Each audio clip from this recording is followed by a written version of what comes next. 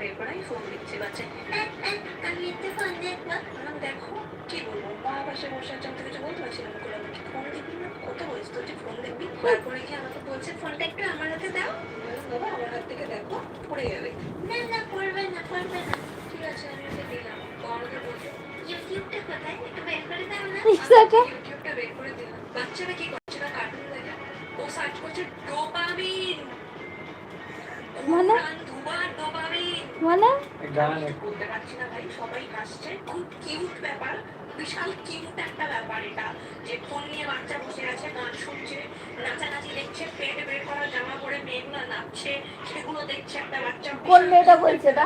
ও আর একটা মেয়ে আছে বলে ওরটা ভাল লাগে, সামনে মুখটাকে নিয়েছে।